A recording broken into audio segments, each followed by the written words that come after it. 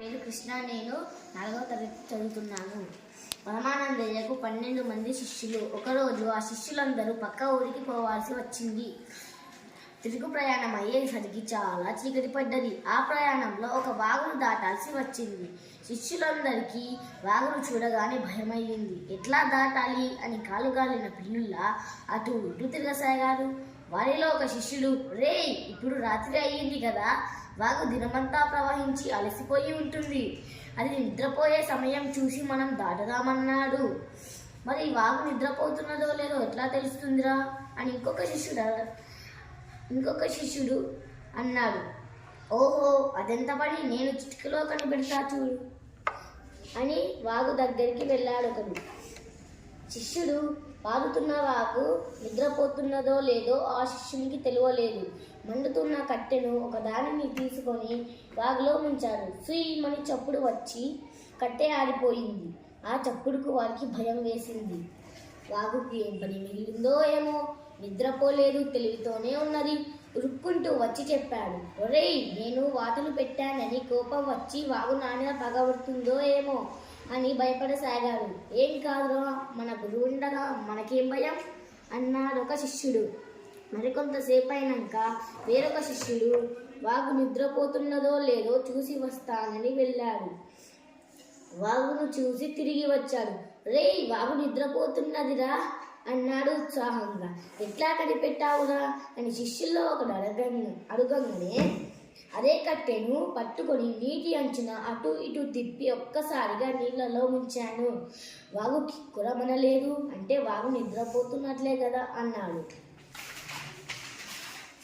మరి మన అరికిడికి వాగు తెలివస్తే భయంగా అన్నాడు ఒకడు. పరమానందయ్య శిష్యుల్లో ఒకడు అందరికీ ధైర్యం చెప్పి వాగు దగ్గరికి తీసుకొచ్చాడు. వాళ్ళు వాగులోకి దిగబోతూ అమ్మో, వాగులో మునిగిపోతామేమో అంటూ భయపడ్డారు. మనం ఒకరి చేయి ఒకరం పట్టుకొని వాగు దాటుదాం అన్నాడు ఒకడు. సరే అన్నారు. అందరూ కలిసి వాగును దాటారు. శిష్యుల్లో ఒకరికి అందరం వాగు దాటామా అన్న అనుమానం వచ్చింది. ఒరేయ్, మీరంతా వరుసలో నిలబడండి, నేను లెక్క పెడతా అన్నాడు. అందరూ వరుసగా నిలబడ్డారు. 1, 2, 3, 11. ఒరేయ్, 11 మందిమే ఉన్నాం. వాగు పగబట్టి ఒకరిని మింగేసింది రోయ్ అన్నాడు ఏడుపు గొంతుతో. ఇది నేను లెక్క పెడతా అంటూ శిష్యులంతా ఒకరి తర్వాత ఒకరు లెక్క పెట్టారు. ఎన్నిసార్లు లెక్క పెట్టినా సంఖ్య 11 వచ్చింది. అనురా, నిజంగానే మనలో ఒకరిని వాగు మింగిందిరా అన్నాడు అంటూ బోరున ఏడుస్తూ గురువు దగ్గరికి వెళ్ళారు. జరిగిన విషయం చెప్పి మళ్ళీ బోరుమని విలపించారు. పరమానందయ్య అందరినీ తేరిపారా చూశాడు. శిష్యులను మళ్ళీ లెక్క పెట్టమన్నాడు. ఒక్కొక్కడు లెక్క పెడితే మళ్ళీ 11 వచ్చింది. శిష్యులు చేసిన తప్పును గురువు గుర్తించారు. ఆ తర్వాత ఏం జరిగి ఉంటుందో ఊహించండి. అందరికీ ధన్యవాదాలు. నా పేరు బ్లెస్సీ. నేను 4వ తరగతి చదువుతున్నాను. పరమానందయ్యకు 12 మంది శిష్యులు. ఒకరోజు ఆ శిష్యులందరూ పక్క ఊరికి పోవాల్సి వచ్చింది. తిరుగు ప్రయాణం అయ్యేసరికి చాలా చీకటి పడ్డది. ఆ ప్రయాణంలో ఒక వాగును దాటాల్సి వచ్చింది. శిష్యులందరికీ వాగును చూడగానే భయమయ్యింది. ఎట్లా దాటాలి అని కాలుగాలిన పిల్లుల్లా అటు ఇటు తిరగసాగారు. వారిలో ఒక శిష్యుడు, ఒరేయ్, ఇప్పుడు రాత్రి అయ్యింది కదా, వాగు దినమంతా ప్రవహించి అలసిపోయి ఉంటుంది. అది నిద్రపోయే సమయం చూసి మనం దాటుదామన్నాడు. మరి వాగు నిద్రపోతున్నదో లేదో ఎట్లా తెలుస్తుందిరా అని ఇంకొక శిష్యుడు అన్నాడు. ఓహో, అదెంత పని, నేను చిటికలో కనిపెడతా చూడు అని వాగు దగ్గరికి వెళ్ళాడు ఒకడు. శిష్యుడు పారుతున్న వాగు నిద్రపోతున్నదో లేదో ఆ శిష్యునికి తెలియలేదు. మండుతున్న కట్టెను ఒకదానిని తీసుకొని వాగులో ముంచాడు. సుయ్యమని చప్పుడు వచ్చింది. కట్టె ఆరిపోయింది. ఆ చప్పుడుకు వాడికి భయం వేసింది. వాగుకి ఏం పని మిగిలిందో ఏమో, నిద్రపోలేదు, తెలుగుతోనే ఉన్నది. ఉరుక్కుంటూ వచ్చి చెప్పాడు, ఒరేయ్, నేను వాతలు పెట్టానని కోపం వచ్చి వాగు నా మీద పగబడుతుందో ఏమో అని భయపడసాగాడు. ఏం కాదురా, మన గురుగుండగా మనకేం భయం అన్నాడు ఇంకొక శిష్యుడు. మరికొంతసేపు అయినాక వేరొక శిష్యుడు వాగు నిద్రపోతున్నదో లేదో చూసొస్తానని వెళ్ళాడు. వాగును చూసి తిరిగి వచ్చాడు. ఒరేయ్, వాగు నిద్రపోతున్నదిరా అన్నాడు ఉత్సాహంగా. ఎట్లా కనిపెట్టావురా అని శిష్యులలో ఒకడు అడుగంగానే అదే కట్టెను పట్టుకొని నీటి అంచున అటు ఇటు తిప్పి ఒక్కసారిగా నీళ్ళలో ముంచాను. వాగు కిక్కురమని లేదు అంటే వాగు నిద్రపోతున్నట్లే కదా అన్నాడు. మరి మన అలికిడికి వాగు తెలివి వస్తే భయంగా అన్నాడు ఒకడు. పరమానందయ్య శిష్యుల్లో ఒకడు అందరికీ ధైర్యం చెప్పి వాగు దగ్గరికి తీసుకువచ్చాడు. వాళ్ళు వాగులోకి దిగబోతూ అమ్మో, వాగులో మునిగిపోతామేమో అంటూ భయపడ్డారు. మనం ఒకరి చెయ్యి ఒకరం పట్టుకొని వాగు దాటుదాం అన్నాడు ఒకడు. సరే అన్నాడు అందరు కలిసి. వాగును దాటుదాం. శిష్యులో ఒకరికి అందరం వాగు దాటామా అన్న అనుమానం వచ్చి, ఒరేయ్, మీరంతా వరుసలో నిలబడండి, నేను లెక్క పెడతా అన్నాడు. అందరూ వరుసగా నిలబడ్డారు. 1, 2, 3, 11. ఒరేయ్, 11 మందినే ఉన్నాం, వాగు పగబట్టి ఒకరిని మింగేసింది రోయ్ అన్నాడు ఏడుపు గొంతుతో.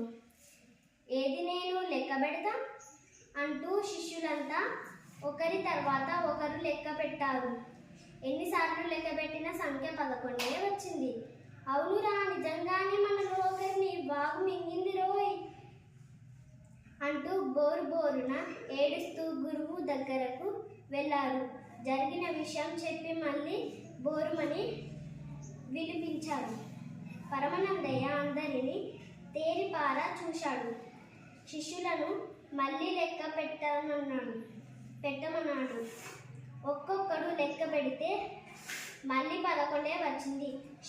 శిష్యులు చేసిన తప్పు గురువు గుర్తించాడు. ఆ తర్వాత ఏం జరిగిందో ఉంటుందో ఊహించండి. ధన్యవాదాలు. నా పేరు వెన్నెల. నేను 4వ తరగతి చదువుతున్నాను. పరమానందయ్యకు 12 మంది శిష్యులు. ఒకరోజు ఆ శిష్యులందరూ పక్క ఊరికి పోవాల్సి వచ్చింది. తిరుగు ప్రయాణం అయ్యేసరికి చాలా చీకటి పడ్డది. ఆ ప్రయాణంలో ఒక వాగును దాటాల్సి వచ్చింది. శిష్యులందరికీ వాగును చూడగానే భయమయ్యింది. ఎట్లా దాటాలి అని కాలు గాలిన పిల్లుల్లా అటు ఇటు తిరగసాగారు. వారిలో ఒక శిష్యుడు, ఒరే, ఇప్పుడు రాత్రి అయ్యింది కదా, వాగు దినమంతా ప్రవహించి అలసిపోయి ఉంటుంది, అది నిద్రపోయే సమయం చూసి మనం దాటుదాం అన్నాడు. మరి వాగు నిద్రపోతున్నదో లేదో ఎట్లా తెలుస్తుందిరా అని ఇంకొక శిష్యుడు అన్నాడు. ఓహో, అదెంత పని, నేను చిటికలో కనిపెడతా చూడు అని వాగు దగ్గరికి వెళ్ళాడు ఒక శిష్యుడు. పారుతున్న వాగు నిద్రపోతున్నదో లేదో ఆ శిష్యునికి తెలియలేదు. మండుతున్న కట్టును ఒకదాన్ని తీసుకొని వాగులో ముంచాడు. సుయ్యమని చప్పుడు వచ్చింది. కట్టే ఆరిపోయింది. ఆ చప్పుడుకు వారికి భయం వేసింది. వాగుకి ఏం పని మిగిలిందో ఏమో తెలివితోనే ఉన్నది. ఉరుక్కుంటూ వచ్చి చెప్పాడు, ఒరే, నేను వాతలు పెట్టాననే కోపం వచ్చి వాగు నా మీద పగబడుతుందో ఏమో అని భయపడసాగాడు. ఏం కాదురా, మన గురువుండగా మనకేం భయం అన్నాడు ఇంకొక శిష్యుడు. మరికొంతసేపు అయినాక వేరే ఒక శిష్యుడు వాగు నిద్రపోతున్నదో లేదో చూసి వస్తానని వెళ్ళాడు. వాగును చూసి తిరిగి వచ్చాడు. ఒరేయ్, వాగు నిద్రపోతున్నదిరా అన్నాడు ఉత్సాహంగా. ఎట్లా కనిపెట్టావురా అని శిష్యులలో ఒకడు అడగంగానే అదే కట్టును పట్టుకొని నీటి అంచున అటు ఇటు తిప్పి ఒక్కసారిగా నీళ్ళల్లో ముంచాను. వాగు కిక్కురు మనలేదు అంటే వాగు నిద్రపోతున్నట్లే కదా అన్నాడు. మరి మన అలికిడికి వాగుకు తెలివి వస్తే భయంగా అన్నాడొకడు.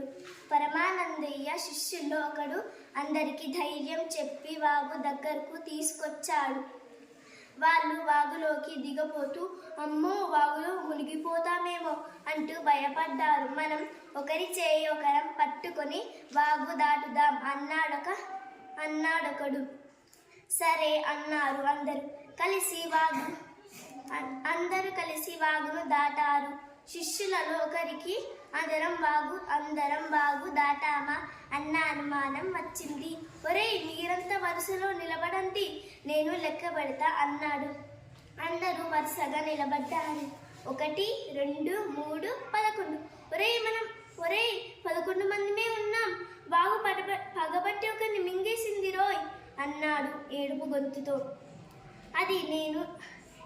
నేను లెక్క పెడతా అన్నాడు. శిష్యులంతా ఒకరి తర్వాత ఒకరు లెక్క పెట్టారు. ఎన్నిసార్లు లెక్క పెట్టినా సంఖ్య 11 వచ్చింది. అవునురా, నిజంగానే మనలో ఒకరిని వాగు మింగిందిరా అంటూ బోరున ఏడుస్తూ గురువు దగ్గరకు వెళ్ళారు. జరిగిన విషయం చెప్పి మళ్ళీ బోరుమని విలపించారు.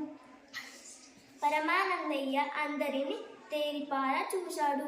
శిష్యులను మళ్ళీ లెక్క పెట్టమన్నాడు. ఒక్కొక్కడు లెక్క పెడితే మళ్ళీ 11 వచ్చింది. శిష్యులు చేసిన తప్పు గురువు గుర్తించాడు. ఆ తర్వాత ఏం జరిగి ఉంటుందో ఊహించండి.